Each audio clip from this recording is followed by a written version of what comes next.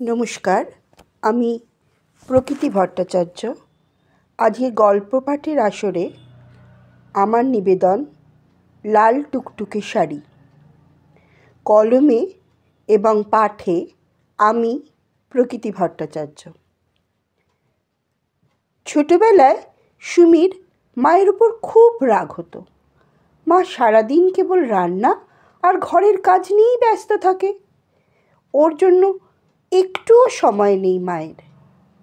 সুমির সারাদিন ঠাকুমা আর তুতো দাদা দিদি ভাই বোনের সাথেই থাকতো। মায়ের শাড়িটা সবসময় আটপৌড়ে করে পরা, আঁচলের খুঁট কোমরে গোজা, পরিপাটি করে শাড়ি যেন মা পরতেই জানে না। তার উপরে শাড়িগুলো রংচটা, তেল চিটে। বাড়িতে আর কেউ এমনভাবে থাকতো না। কাকিমা জেঠিমা কেমন সুন্দর রঙিন শাড়ি পরতো পরিপাটি করে, আর ওরা মায়ের মতন সবসময় ঘরের কাজে ব্যস্তও থাকতো না। সারাদিন তো মায়ের সময়ই নেই। রাতেও অনেক দেরি করে ঘরে আসতো মা। তখন সুমির যত রাগ অভিমান ঝরে পড়তো মায়ের ওপর। সবাই কেমন রঙিন কাপড় পরে, তুমি পরতে পারো না? এই সাদাটে শাড়িগুলো একদম পচা, তোমাকে একটুও মানায় না, তুমি পরবে না এগুলো। সুমি ওই রোজের অনুযোগের উত্তরে মায়ের চোখে কেবল জল পড়তেই দেখেছে। বরাবর বলতে থাকলে মা উত্তর দিতেন, আমার সব রঙিন শাড়ি সাগর নিয়ে গেছে, আমার কাছে তো কিছু নেই। তুমি কেঁদো না মা, আমি বড় হয়ে তোমাকে রঙিন শাড়ি কিনে দেবো, আর একটা লাল টুকটুকে শাড়ি কিনে দেবো। সুমি তখন তার মায়ের গলা জড়িয়ে বলতো, লাল টুকটুকে? মায়ের গলা কিছুটা উদাস হতো। তারপর নিজেকে সামলে নিয়ে বলতেন, আচ্ছা ঠিক আছে মা, তুমি কিনে দিও, আমি তখন পরবো। এই সাগরটার উপরেও সুমির রাগ কিছু কম ছিল না। এই সাগর কেবল মায়ের শাড়িগুলো নেয়নি, বাবাকেও নিয়েছে।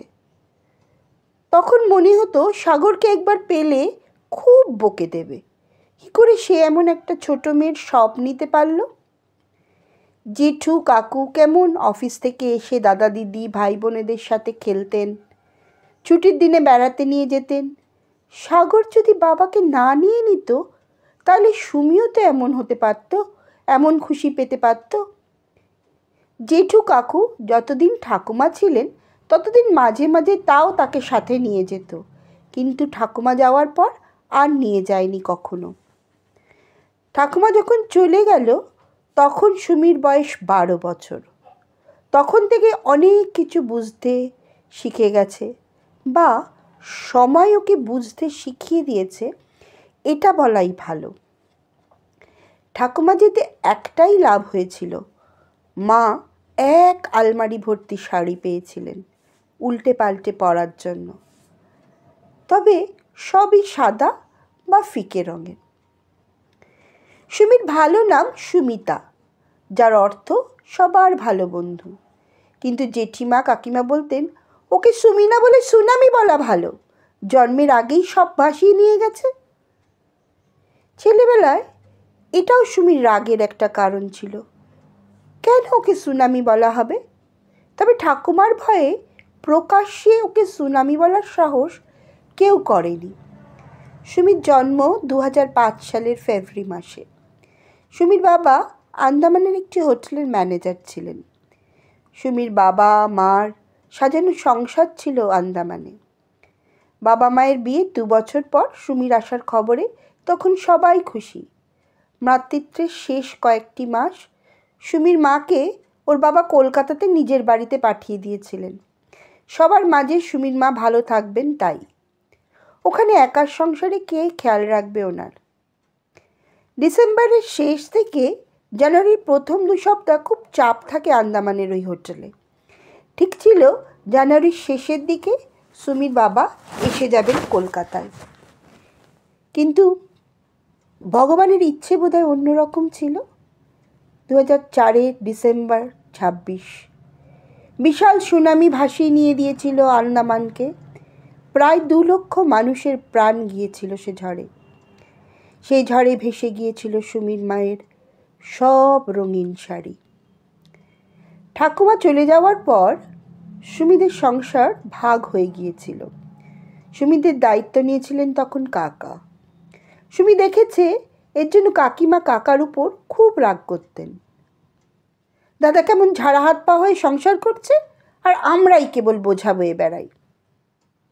তার উত্তরে কাকা বলতেন, মেজদা আমার পড়াশুনোর অনেক খরচ সামলেছে, যতদিন চাকরি পাইনি আমার হাত খরচ জুগিয়েছে, এখন আমার পালা। বৌদি আর সুমি আমার দায়িত্ব। প্রতিবার কাকার এই কথা বলে কাকিমাকে চুপ করাতেন। তাও কাকিমা বলতেন, এত টাকার ক্ষতিপূরণ পেয়েছে তোমার বৌদি, সেগুলো একটু দিতে বলো, তার বেলা তো একটা টাকাও বের হয় না।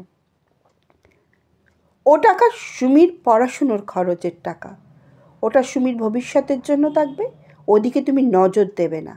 তাছাড়া রাজরানী হয়ে তো আছো, বৌদির ঘাড়ে সব কাজ দিয়ে আর কথা বলতে এসো না।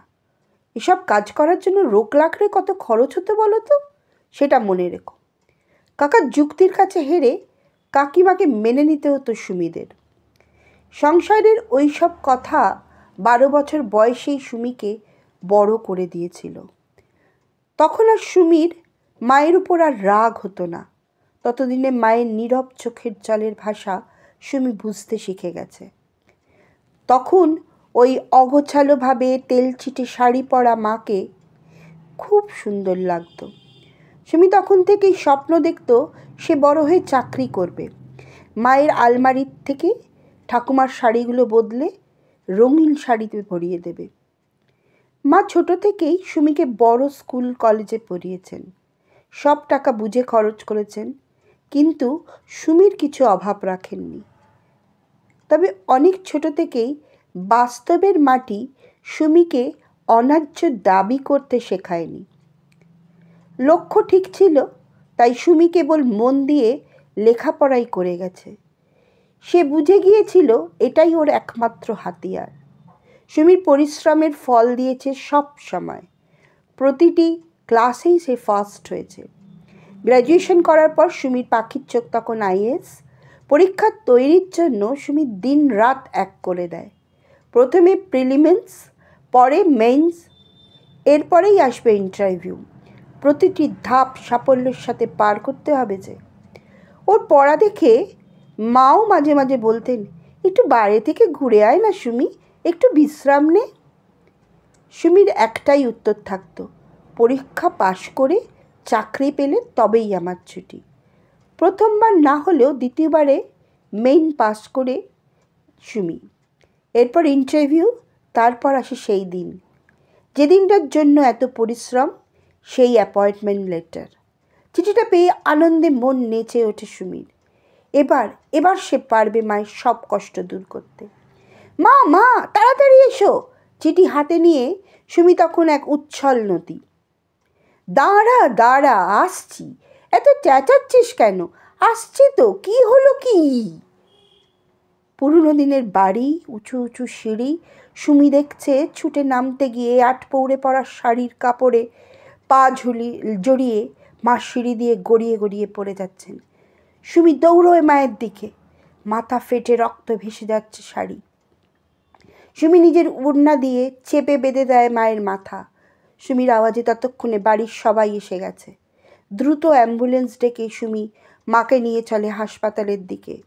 মায়ের সাদাটে শাড়ি উপরের দিকটা অনেকটা লাল হয়ে উঠেছে। ওটা কিছুতেই ওইভাবে আর লাল হতে দেওয়া যাবে না। মাকে সুস্থ করে ফিরিয়ে নিয়ে যেতে হবেই সুমিকে। মায়ের মাথার যেখান দিয়ে রক্ত বেরোচ্ছে, সুমি 2 হাতে আরও জোরে চেপে ধরে। এখন তো সবে দিন ফিরছে, মাকে অনেক রঙিন শাড়ি কিনে দিতে হবে। তার সাথে সুমিকে একটা লাল টুকটুকে শাড়ি কিনে দিতে হবে মাকে। নমস্কার।